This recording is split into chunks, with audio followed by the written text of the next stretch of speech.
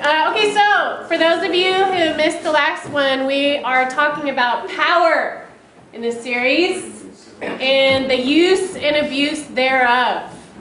Today we'll be concentrating on love and how it pertains to power and its use and abuse.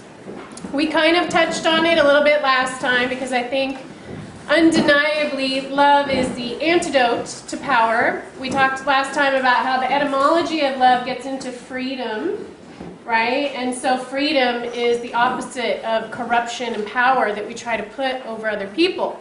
However, because love has that influence, it's used by a lot of people to try to get power, right? So even though love is the antidote, every poison is a cure, and every cure is also a poison. So we'll be talking a little bit about some of love's poisonous effects in terms of power and how that goes, but also how easy it is to just flip it around.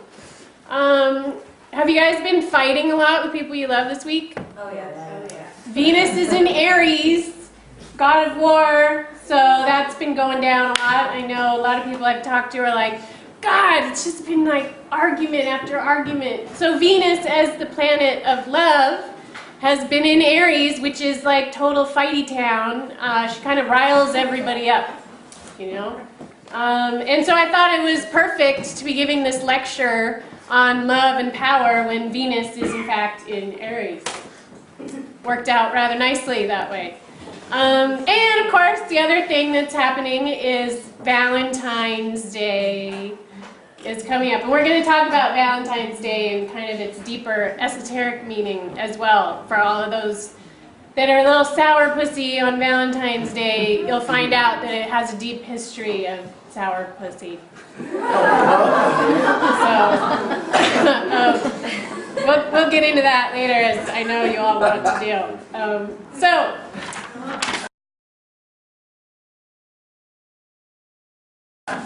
Influence, as I've mentioned in a few other lectures, is actually the number one mechanism for how magic works, right? If you have influence over something, you can make it do something, right? The magician is the one that through his influence makes it rain, you know, stops the stars in the sky, does all kinds of crazy stuff, and he does it through influence. And as I've mentioned, that's usually done through harmony, sympathy, and love. So the power of love through influence is no small matter, right?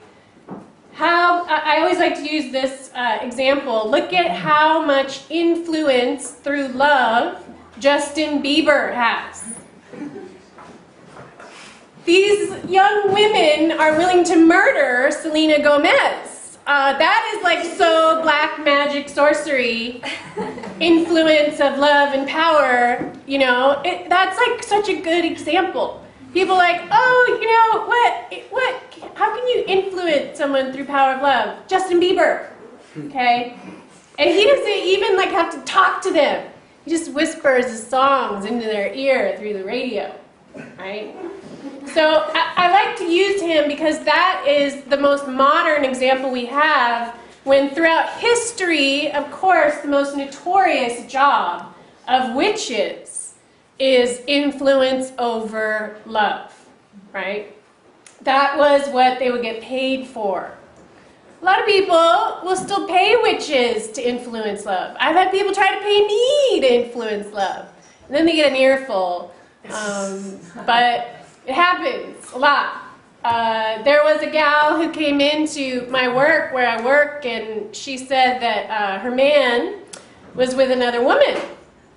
And so she put her menstrual blood in his soup in order to try to influence him to, you know, come back to her and be bound to her.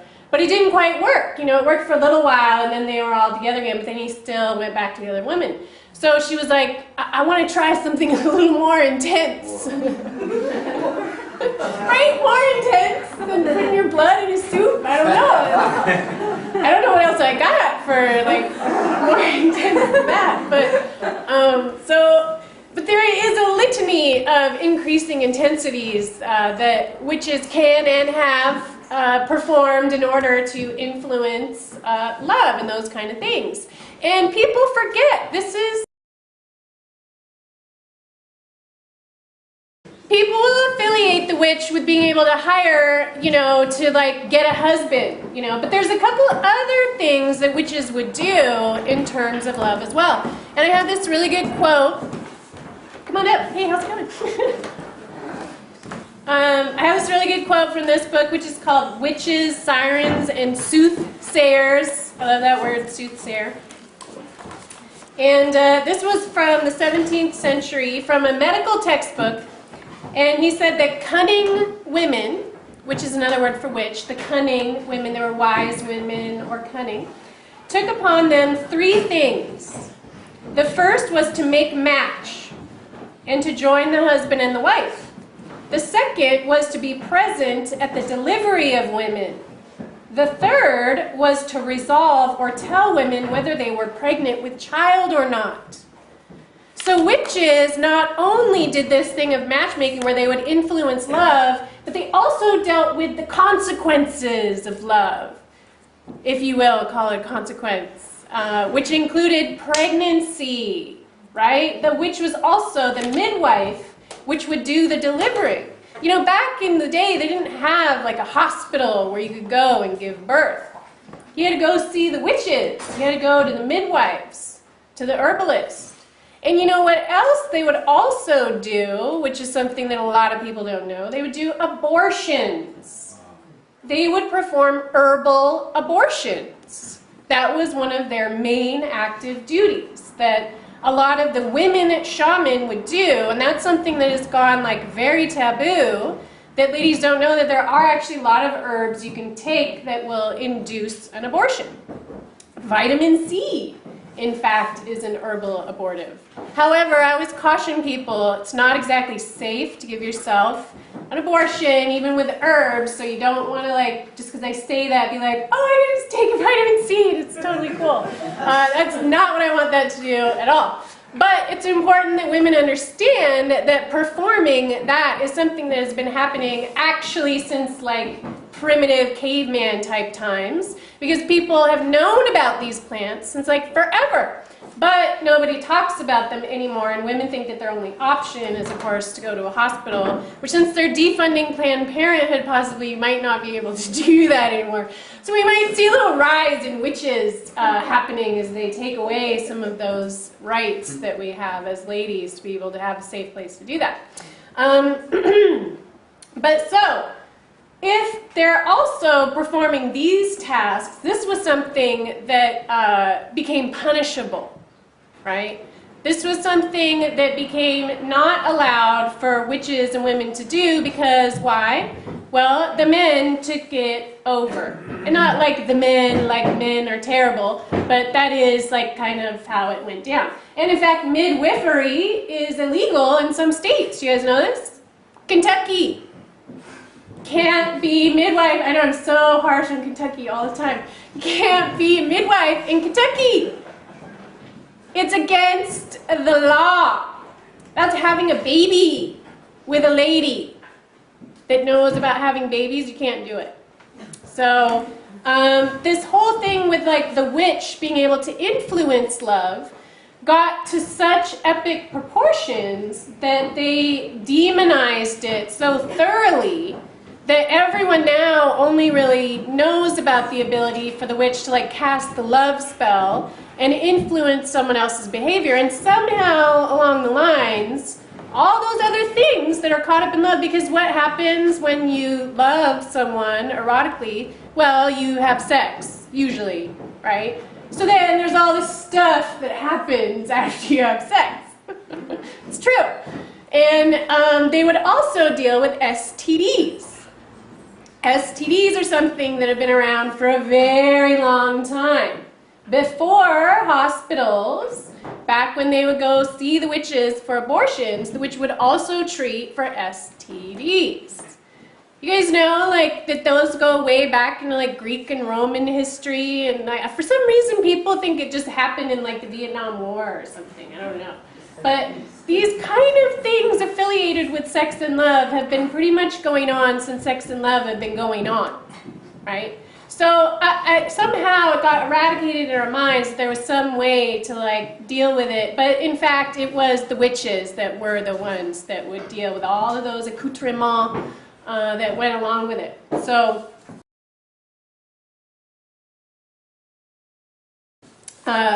along those lines, it was very interesting as I was doing my research into this, because the other thing that witches would do as a service to take money for was prostitution, right? Not only were they able to find a match, but there's all these stories which go into, like, some of the even Egyptian literature of the midwife, of the abortionist, of the love healer, who would also perform sex for money as well, right?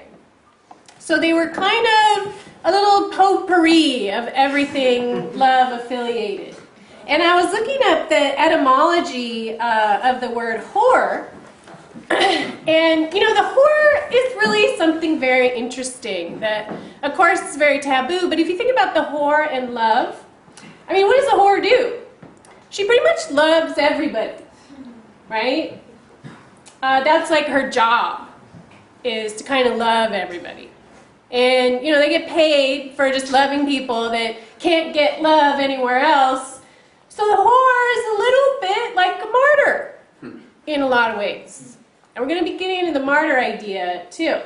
So even though everybody thinks of a whore in a derisive sense, they're actually providing a very important service, which is pertaining to love that people can't get in other places. And I know people say, well, sex isn't love, and there's no connection between the two, but I don't know, I could argue with you for a little while about that. But so, if we look into where the word whore comes from, in Germanic, it actually comes from scortum, which is not scrotum. I know they say them a lot alike, it's very confusing. Scortum, which means skin hide.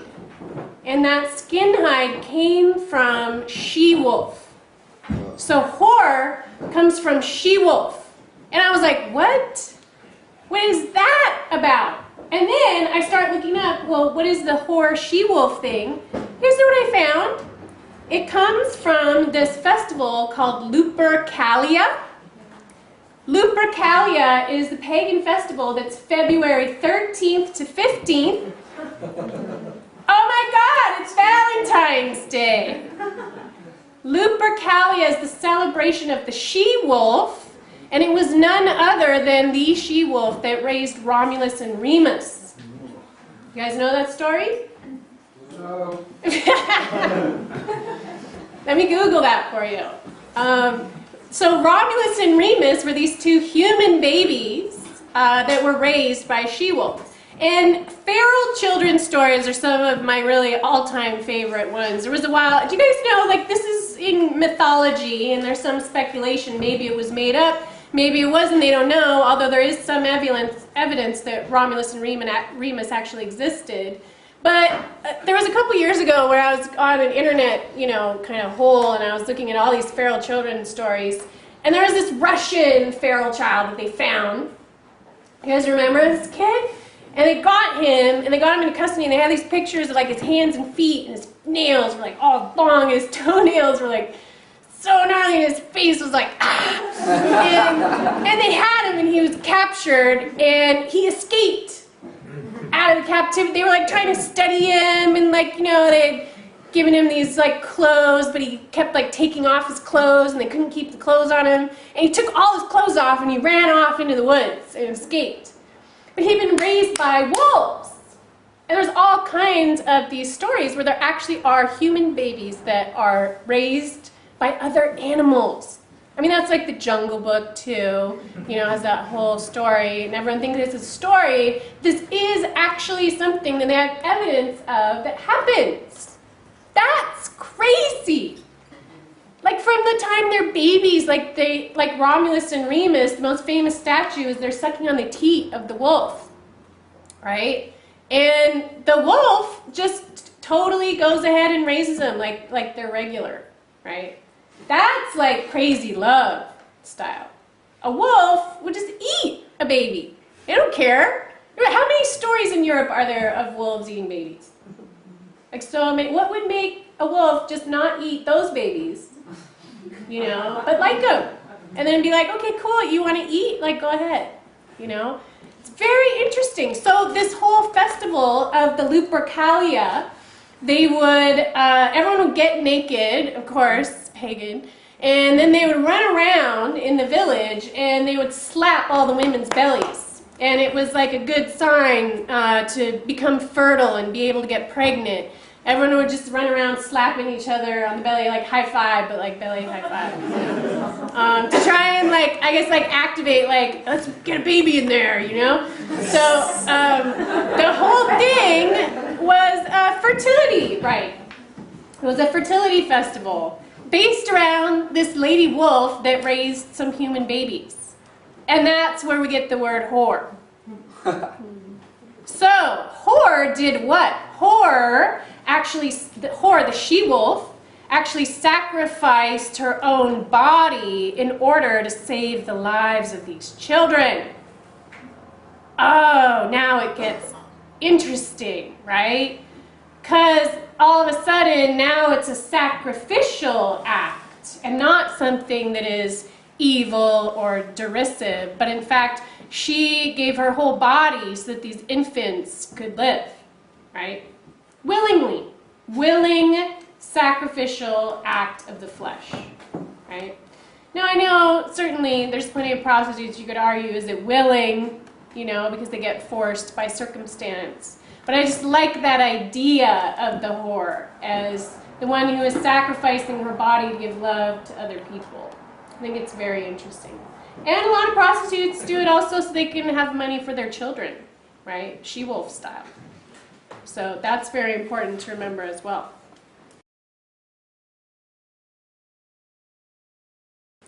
But so, as we know, there are many of the Christian holidays that are simply appropriated from the pagans, you know, because they would pick those days on purpose so that they could eradicate the pagan history. So they picked the Ides of February, the 13th to the 15th, and they put a holiday upon it, which of course is St. Valentine's Day.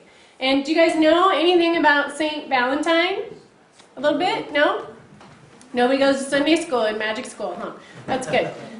So St. Valentine wasn't actually just one person. There was actually a whole bunch of St. Valentines. There was like a few. And Valentine was actually an area. And that's why there were certain martyrs that would die that were from that area, and they became known as St. Valentine. But there was actually no eroticism in any of the St. Valentines. There was no kind of like love or romance. Many of them were beheaded or killed in otherwise unsavory manners. And there was not really any kind of devotional love between a man and a woman, or man and man, or woman and woman that was affiliated with any of the St. Valentines at all. So you can see, first of all, that that love aspect of it actually comes from the pagan holiday, right, of the fertility ritual. So what then, why St. Valentine, you know, why would they stick it there? Well, it's the martyr aspect of the attribute that I think would be applicable to love. And the word martyr actually means witness or to see, to look. It also relates to memory and remember, right? And what do you guys think of when you think of the word martyr, besides your mom? Everybody thinks of Jesus, usually, right? Jesus Christ is known in history as the first martyr, right? And then all of the Christians that died, they were witnesses to Jesus, and they said, like, I believe in Jesus Christ, and then they were, like, killed by the Romans because they were pagans, right? So that's pretty much what happened. You guys know, like, early Christianity, how they would feed the Christians to the lions? And that's, like, where the martyrdom comes from. So the reason they were martyrs was because they were willing to die without fighting. The Christian martyrs never fought. They didn't have a sword and were like, no, Jesus! You know, that came later with the, you know, the Spaniards. They took their swords and they were like, no, Jesus! But, I know, it's so weird, right? But the martyrs and the saints actually were, for the most part, you know, maybe there's a couple stinkers in there, but were non-violent. They were non-violent, and they would advocate their choice of religion and of witnessing Jesus Christ in a manner that was purely devotional, right? Without fighting. And so if we think about, like, the Saint Valentines, you know, you can be like, oh, well, you know, they were Christians, they were just devoted to Jesus, but who cares? But no, I mean, these were men who believed in the power of Jesus Christ so much that they willingly died without even fighting. They just said, you know what? I just love Jesus, so go ahead and kill me. Just do it. Go ahead. I don't care. That's pretty heavy duty, right? How many of you would do that for your boyfriend? Or your girlfriend? Yeah.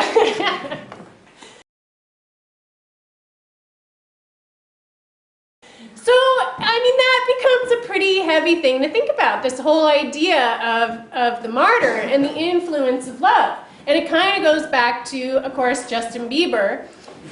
Because if you think about Justin Bieber, how many of those girls do you think would be willing to just die for Justin Bieber? There might be a few. They're willing to kill for Justin Bieber.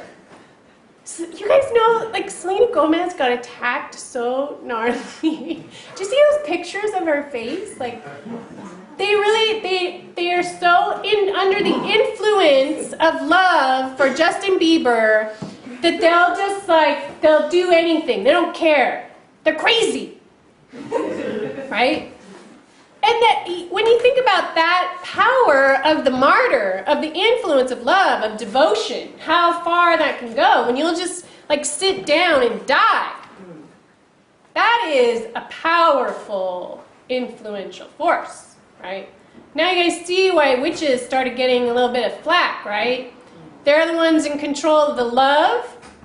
Love, Justin Bieber style, can kill a government, can kill a nation, can assassinate a president, right? You get that type of devotional love that a witch sets in motion, you are in trouble. Look at Helen of Troy. Oh, now the influential power of love is affecting not only one nation, but like countries full of hundreds of thousands of people because of one pretty chick.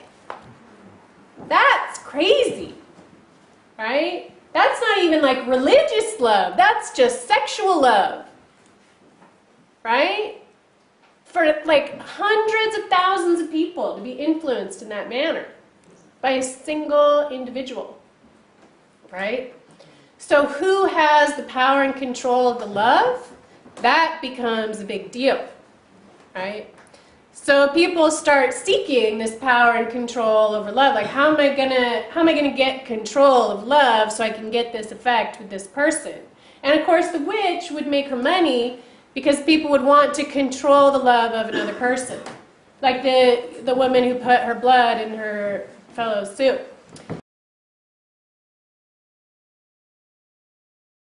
But you know, this is a thing that I mentioned, of course, last time. Do you guys think you can control love? How long do you think you can do it? If you can. What's the like half-life on love control? Right? And this has the whole thing with power. Like, power when forced will have an initial action. That's true. It'll go. It'll do. But how long is that going to last if it's not true, if it's not felt, right? If the United States forces a government into place in a country, how long does that usually last? Forever? Did Russia last forever? No, because they're forcing it on people. They don't love the people, right? And Russia, one of Russia's greatest sorcerers, you guys know Rasputin? So good, Rasputin. Such a good story. Speaking of love, he loses his penis in the end. I mean, that's like a whole story in and of itself. But there was a man, you guys know Rasputin, through his influence, through his love, basically was helping run the entire country of Russia. Through his influence of the Tsar, Nicholas. And because he had the power to stop Nicholas's son from bleeding. Because his son was a hemophiliac, he would just bleed. Rasputin would walk in the room and his son would stop bleeding like that. It was the only thing that would stop his son from bleeding was if Rasputin came into the room. Crazy, right? That's some Russian stuff right there. Everybody else hated Rasputin because he had such power over everybody. He was kind of a gnarly guy. Like, he would rape nuns and like have sex with everybody and was like kind of dirty and he had long fingernails and looked kind of crazy. You see these pictures where it's like the Russian like kind of government and everyone's dressed all, you know, like proper in their Russian suits. And then Rasputin's there, he's like an animal, like he's just like, ah. And so this general asked Rasputin, he said, how is it that you, this filthy beast, have such power and influence over Russia? And he wrote his answer on a little napkin. You know what he said? He said, with love, my little turtle dove, with love. Smart sorcerer, right? And it worked until the Bolshevik Revolution. But it was through that influence of love, and he was like very virile, like even though he would rape a lot of women, he was like, everyone was on him like crazy. Like the women were just, he would look at them and that was it, game over. Like his influential power through being able to manipulate love, like took over an entire country. And he could get any woman that he wanted, just with his little like hypno eyes, you know? So when you have like that level of the ability to control love, you can do it for a while and off the get-go, but then the repercussions start to happen. And Rasputin's a pretty good, you know, example of that. So Rasputin then becomes so hated by everybody because of what he does. Like, he has an assassination attempt, right? Come on in. And he's like, well, do you guys remember? He was like poisoned and then it didn't work, and then he was stabbed and then he was still alive, and then he was shot and he still didn't die, and then they had to push him in the river and eventually they think he drowned. So that's poisoned, stabbed, shot, and then drowned. And then he was missing his penis. So the love will work when it's forced, but then people get mad if you force love on them, right? Does it work for you guys if someone tries to force love on you? What about that guy at the bar that's all, hey, come on, do it. Does that work? No, it doesn't work. And if it does work because you're drunk, you're going to wake up in the morning and go, oh, I have to leave. So it could work temporarily, but it doesn't stick. If the love isn't true, you can't control it for any amount of time, right? And another good example of that we see in the governments, like, and this was something I mentioned last time too, that there's this thing with the powerful, and who do the powerful men exert their power on, right? It's not powerful women. They're sleeping with the maids. They're getting prostitutes. They're getting the like least powerful people in society to exert their power on, right? That's the like weird dichotomy that happens. Who did Arnold Schwarzenegger sleep with? It was his maid. It's not like Hillary Clinton. You know, they're not gonna like try to exert the power over other powerful people. It's the less powerful people. So then you get that weird octave thing of the as above, so below. So you look at how does the prostitute control through love? Well, they're sleeping with the men in the power, right? And that's why there's all these crazy stories throughout history of these prostitutes that then end up like taking over nations and stuff like that. Because they're the ones, these powerful men, end up like trying to get the love that they can't, and that goes back to the whole corruption thing, right? Their hearts are broken, so they can't get love from anybody else, so they have to go pay for it, right? So the prostitute is filling that spot of being able to provide the love that these powerful men don't have, and then they end up taking their power away, either by the scandal coming out, right? Which is pretty much how it almost always goes down.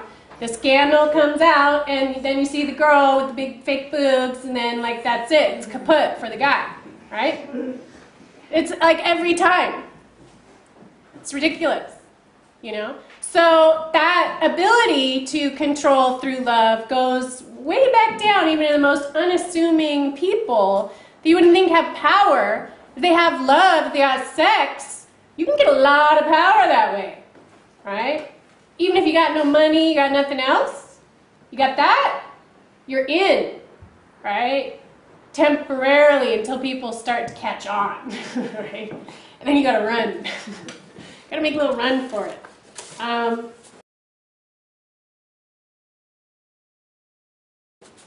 So how are we gonna kind of like use love in a beneficial manner to try and combat these power systems, right? What are we gonna do? What can we do? We want to send the whores into the countries? Should we just send the whores into Israel and the Middle East and everything? Just give them a bunch of hookers. Do it. So then we get into like that idea of like, well, what's the deal then? How do we use love in a good way to fight power, right? We know it'll work. We know Justin Bieber is a sorcerer. So we know this is true. How do we, what's the alternative to the Justin Bieber sorcerer, right? What's the antidote to that? So then we have to go into non-violence. And that's like everybody's least favorite word. Non-violence is like one of the hardest things to do, especially when you're in love, right? How many of you can successfully, if you've had love taken away or loved somebody that's mean, just like everybody's loved somebody that's mean, right? It's the worst. I hate loving mean people. What are you going to do? You going to kick them? Key their car? Or are you going to go Gandhi style? Can you do it? You guys do it Gandhi style? It's very hard, right? So non-violence becomes the martyr, right? Now we look at how can we martyr ourselves successfully and become like the Christian saints, like Saint Valentine. Martyrs threw themselves to the lions and then they died, right? So then you're like, okay, how does that work? What is non-violence? If you're just going to die, what's the point? Then all the mean guys win. What's the point in throwing your heart to this mean person? They're just going to kill you. And then what happens? You know, I did a little group that I do, and we were talking about like, you know, resistance and how to fight back, but without really fighting back. And this goes all into Kung Fu and Bruce Lee and all kinds of amazing ideas. And there was, you know, a yoga girl there, and she said, if you just love them and give them light, they can't possibly resist. And I love that idea, but I mean, I've been messed up by people, you know, and I will continue to give people love, but that doesn't mean that they're not going to be mean to you, okay? Just because you love somebody doesn't mean they're not going to kill you. That's just the hard fact of life. But does that mean that you shouldn't love people? This is like where love becomes the battlefield, right? In a very serious manner, you know. And we can look at Jesus as a pretty good like starting point, and then we can go to like who are like the biggest nonviolent perpetrators that we can think of are of course Gandhi and then Martin Luther King, who learned from Gandhi. What happened to Jesus, Gandhi, and Martin Luther King? They all got killed. So gnarly. Assassination. Assassinated. Right? You guys know Gandhi was killed by an Indian? Like 30 years of fighting non-violently in India to get the British out, and who takes him out? An Indian man. It's like the worst story ever. This fellow countryman hated Gandhi so much because he was talking to the Muslims. Sorry. He was talking to Muslims in India and trying to, like, you know, have diplomatic talks. Well, there's a lot involved if you read his statements for why he murdered Gandhi. And he wrote, like, all these books for why he murdered Gandhi. But, like, a lot of it was he didn't like what he was doing with the Muslims, and then also he was trying to get rid of the caste system in India, which he felt like Gandhi wasn't doing. So this man that had fought nonviolently for his country for like decades just gets taken out by a fellow countryman. And it's like, what's the point? You know, why even bother? Well, do you guys know what Gandhi said about nonviolence? There's this really good, like, short little thing that he wrote called The Power of Nonviolence. And you can just Google it and read it. It doesn't take very long. And I'll just read this really quickly because it's really good. He says, nonviolence in its dynamic condition means conscious suffering. So you got to go into it willing to suffer. Willing sacrifice of your body to feed the babies. She-wolf style, right? It does not mean meek submission to the will of the evildoer, but it means the pitting of one's whole soul against the will of the tyrant. Okay, the pitting of your whole soul against the will of the tyrant. That's pretty epic, you know. That there's someone physically harming you, like maybe tearing your body to pieces, which happen pretty often in a lot of the martyr, you know, examples. They'll literally be rendered limb from limb. Tortured. Torture. Totally tortured. You know. Like Braveheart style, with their guts taken out. You know. And they, through their consciousness, through the will of their soul, do not relent to what the tyrant is trying to get them to do, even through death. That is what courage is. We've talked about how corruption comes from the French coeur, which is heart, and then rupt is, you know, rupture, to break. So courage, the coeur is the heart, right? And the rage of not letting the heart be penetrated. That's the impenetrable heart. Right? It's like the opposite of all those dictators that died from heart attacks and heart disease, like Kim Jong-il and, you know, others that kind of went down this year. All of them heart attacks, all corruption, you know. The opposite of that is the courage, the incorruptible heart. And that really is what nonviolent action at its core is. And that was what Martin Luther King was attempting to communicate. He was like, you guys can beat the crap out of me. We see what you do to the people, but you know what? I love you anyway. I'm not going to say it's cool that you beat us up and kill us, but I'm going to love you anyway. I'm going to stand against it with everything I have, but I'm not going to kill you. And Gandhi says in this essay, he's not going to meet a sword with a sharper sword, right? Because then, where do you get? Maybe he'll defend your physical body. And he says, like a soldier, look at a soldier. You give him a bunch of guns, maybe a bazooka, you know, all this stuff. What happens when you take all that stuff away from the soldier? What has he got? Maybe he'll, like, fight you with his fists, you know? But if you have someone who's soul is completely dedicated to the love in their heart, it doesn't really matter. Like, you can strip away every inch of their flesh, and that soul and that love is intact forever. You can't take, like, the gun away, right? Because it's a state of being, right? And that's like the idea of non-violently fighting corruption and tyranny and power. Yeah, it's true. You know what? You as an individual person just might not be able to do it and live, or even like save your village or save your neighborhood or save your family. You might not do it. You might just eat shit. You might totally, you know? That happens every day around the world.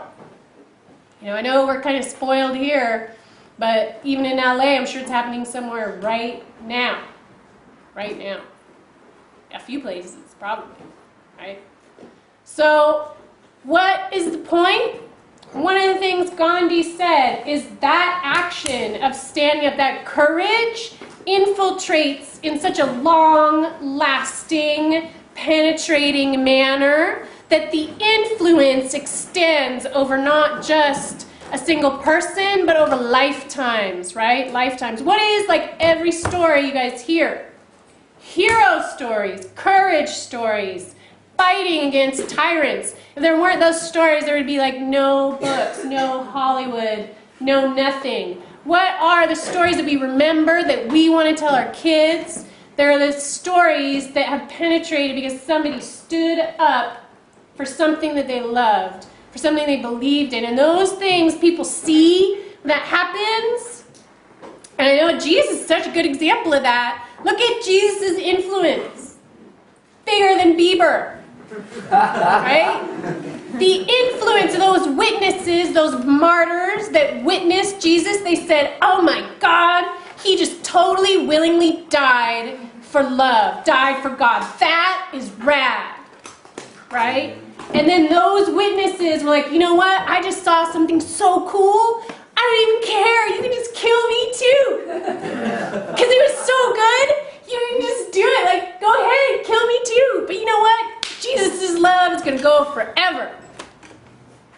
That is that idea of the penetration and longevity of true love, of real love, not controlled love or power love, right? That extends its influence over possibly an entire globe, a whole globe, right? People would see these saints and martyrs, you know, Saint Valentine, they would look and they'd go, oh my God, did you see that? They just cut that guy's head off and he said, I love you. That's crazy, right? People see that and that's like a miracle. And that courage sits in their own hearts, right? And you're like, wow, that is seriously powerful. That's power on the inside, right? When you get the power coming from the inside out, it goes way further than you trying to make someone do something. As soon as they get out of your hold, they're gone. They're out, you know? They're not going to stick around. They're not even going to talk about you. They're going to be talking about Jesus. You know? They're going to be like, yeah, this jerk was trying to make me love him, but you know what? Jesus was so great. And that's what's going to happen. So the thing about power, true power from love, comes not from winning the object of your affection, contrary to how most people participate in love. Power in love does not mean you win control of your loved one. You guys know that, right? Power in love comes from the action of loving itself. And you know what? You have to willingly be prepared to just die. I think a lot of people, they don't want to love people because there's a threat of annihilation. Because, oh my God, if I love this person, I love them so much, they could just totally kill me. Because I love them, and you could get like hurt so bad, you'll die. Heartbreak equals death. all over the place every day. You know, many people like just kill themselves because they got no love. It's like a lot, right? It's no joke. So the true power of love is being willing to just go ahead and risk that annihilation and say, you know what? I just love so much, you can go ahead and kill me because this is so rad. This love is so rad, you can kill me. I'm going to willingly suffer conscious suffering, as Gandhi said. I will consciously suffer and be willing to die because love is so rad. That is what power of love is all about. And that nonviolence that Martin Luther King, that Gandhi were talking about, it doesn't mean you're not going to die. That is not what it means. And people get so upset, they're like, well, why bother loving someone? Like, it all just turns to shit, you know? Like, we've all felt that way. Come on. Where you're like, what is the point? It's just pain and terrible, you know? Why do it? Well, you can't love for an outcome, right? Because then that's like corruption love. You're loving for an outcome, that's corruption love. You got to just love for love. And for the sake of the action of loving. And you might die. You just might die. You totally will die. Eventually. But you know what? You can die with love in your heart, or you can die with your heart broken. You can have the courage, or you can have the corruption. And we all get to make that choice. But you know what? That is a really gnarly choice to make, because you have to face fear. You have to face powerlessness and not being able to like have that control over the person you love. You have to completely let go of the idea that you have any control at all. And you just have to say, you know what? I have no control and I love you and it might kill me. That sounds great, right? But what it does not mean is that you have to tolerate abuse, right? And that is what Gandhi and Martin Luther King were trying to say. You can do that, but you do not have to tolerate the will of the tyrant. You pit your whole soul with love against the will of the tyrant. And just because you love your abusive husband who drinks and kicks the crap out of you every night, does that mean you just sit there and say, I love you? No, it does not, right? You say, I love you so much and I cannot tolerate this behavior. You don't hit them back, you just leave, right? And you might die. And there's a lot of people that do die that way. But you have to pit your whole soul against that tyrant. And there's so many microcosms that we see of that every single day, right? But as long as you do pit your soul against the tyrant in a loving manner, I mean, I don't know, you can do pretty good. And there's a lot of people that would say, you know, maybe it'll be better if we just be sneaky, right? What if we just kind of like infiltrate and pretend we're cool with the tyrant, you know? And then we can live. And we can make differences in other places, you know? But you know what happens then? I mean, look at the world. That's what happens. What happens is an entire country tolerates the tyrant, and then there's no justice. There's no repercussion. There's no action, and we live in a world full of people that just think it's cool to exert their will over each other.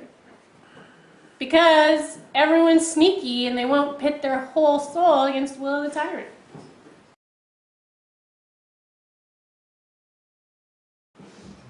I mean, this is like heavy duty. It's no joke. And you see what's happening all around the world right now? There's so many revolutions happening now. Like everywhere. It's getting really intense. And it's happening violently.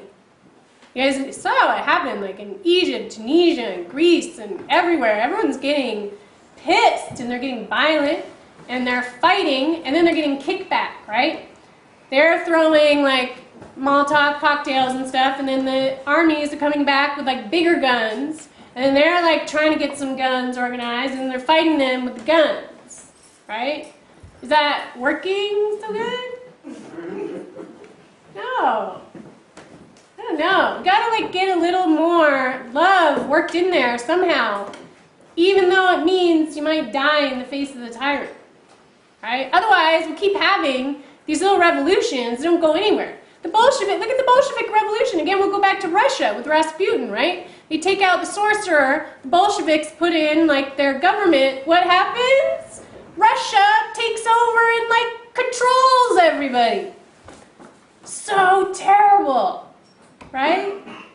The outcome of the Bolshevik Revolution, fighting against the love-controlling sorcerer, is only to exert more control over countries that don't love them at all and don't want anything to do with the Soviet Union. That is like retarded, right? It's so silly. And that's what's happening in so many different countries. They'll be, even when there's revolutions, they'll replace the thing they're fighting against with another attempt to like control through power. It's only going to keep going back and forth. Everyone's just passing around power balls everywhere they go, thinking that, you know, maybe if they have it for a little while, they can make a difference. But I think the only real answer is we just have to pit our whole souls against the tyrant. You know, and even if that's just like sitting there, you know, in our places, Gandhi says he would mentally focus on it, right? He would just think about it with his whole soul, like, you know, every day. And that was his action against it, right? That's what he would do. And then he would not eat. And you know that the meanies were probably like sitting there like, oh, he's not eating because he thinks it'll get control over us. They're like, ha, ha, ha, ha. Foolish little man. Go ahead, don't eat, starve. And then you'll die and see what control you'll have. But you know what happened? People were like, look, he's not eating. He loves so much he doesn't even care. And it was the martyr, the witness, saw the courage, and then it spread all over India. And then those tyrants, they were like laughing so hard at this little skinny man not eating. They were like, who cares if you don't eat? Well, guess what? The amazing power of courage made the whole country kick out the British rule. Just by watching that little man not eat. That's pretty good, right? I like it. So don't underestimate that power of any action through the whole of your soul, when put in the right direction, can have power over tyrants. And that's what you guys should think about on Valentine's Day. Not trying to control someone's affection through chocolate or rose petals or stuff like that. Just pit your whole soul of love against them with no thought of the outcome. And we'll do pretty good on Valentine's Day. Right? All right. That's all I have to say.